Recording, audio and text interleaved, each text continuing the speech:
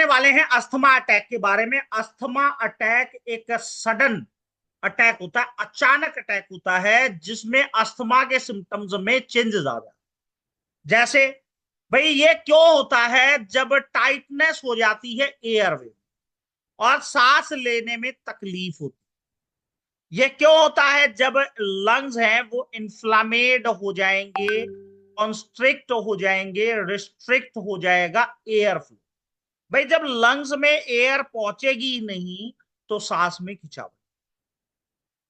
Asthma के mild symptom हो सकते हैं, मॉडरेट हो सकते हैं, सीवियर हो सकते हैं, और ये डिपेंड करता है पर्सन टू पर्सन। अस्थमा के कारण क्या है? एयरवे में इंफ्लामेशन के कारण अस्थमा हो सकता है। भाई एयरवे की लाइनिंग में अगर इंफ्लामेशन हो जाए तो अस्थमा अटैक हो सकता है। एक, ब्रोंको कंस्ट्रिक्शंस और एयरवे के नैरो होने के कारण ये प्रॉब्लम हो सकती है। जो ट्रिगर है वो एक्सटर्नल फैक्टर हो सकते हैं, इनिशिएट कर सकते हैं अस्थमा अटैक, जिसमें एलर्जी के कारण हो सकता है, इरिटेंट्स के कारण हो सकता है, वायरल इन्फेक्शन के कारण हो सकता है, एक्सरसाइज के कारण हो सकता है, कोल्ड एयर के कारण ये प्रॉब्लम हो सकती है, और ये पर्सन टू पर्सन वेरी कर।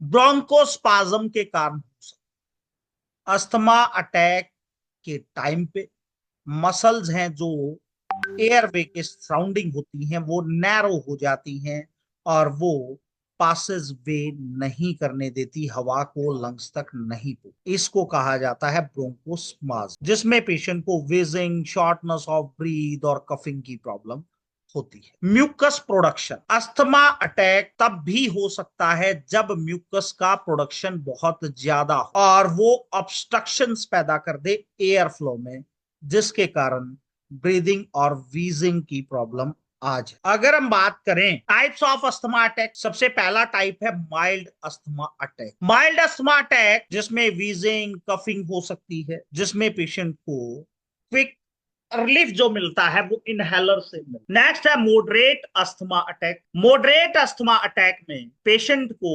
माइल्ड अटैक होता है जिसमें पेशेंट को wheezing, coughing, shortness of breath हो। और सीवियर अस्थमा अटैक जो एक लाइफ थ्रेटनिंग हो सकता है, जिसमें पेशेंट को इमीडिएट मेडिकल अटेंशन की जरूरत होती है। पेशेंट को rapid heart rate, wheezing, shortness of breath और चेस्ट में टाइटनेस की प्रॉब्लम हो जाती है।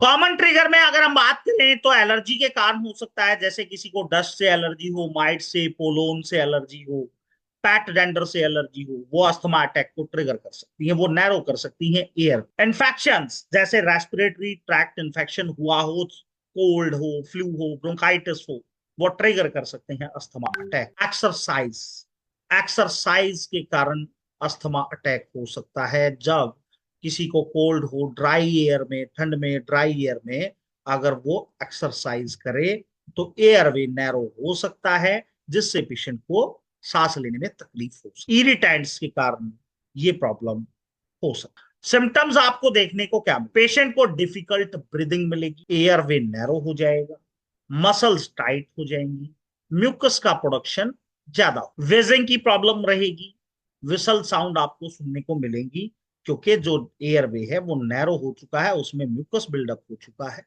चेस्ट में टाइटनेस हो जाएगी और कफिंग की प्रॉब्लम पेशेंट को हो जाएगी। शॉर्टनेस ऑफ ब्रीथ हो जाएगी, पेशेंट को सांस लेने में तकलीफ होगी, रेस्पिरेटर रेट बढ़ जाएगा, एयर ट्रैपिंग रेट बढ़ सकता है क्योंकि एयरवे नैरो हो जाएगा, जिसमें जो लंग्स हैं उसमें ट्रैप हो जाएगा और पेशेंट को उसे बाहर निकालने में तकलीफ होगी और पेशेंट को ब्रेथलेसनेस और चेस्ट में टाइटनेस होगी। रेस्पिरेटरी डिस्ट्रैक्ट हो सकता है, रैपिड ब्रीदिंग हो सकती है। ये एक सीरियस कंडीशन है जिसमें सांस लेने में तकलीफ होती है, पेशेंट को इनफ ऑक्सीजन की जरूरत नहीं होती, रैपिड हार्ट रेट की प्रॉब्लम होती है, एंजाइटी हो जाती है, सेंस ऑफ पैनिक की प्रॉब्लम हो जाती है, वेजिंग और टाइटनेस हो जाती है।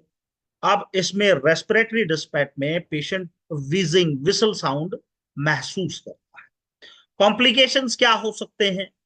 रेस्पिरेटरी फेलियर हो सकता है, shallow breath, confusion, bluish discoloration of skin, skin का कलर नीला हो सकता है, होठ नीले हो सकते हैं, उंगलियां नीली हो सकती हैं, ऑक्सीजन डिप्रीवेशन हो सकता है पेशेंट को, हाइपोक्सिया हो सकता है। तो फ्रेंड्स, अस्थमा अटैक के बारे में अभी हमने पढ़ा।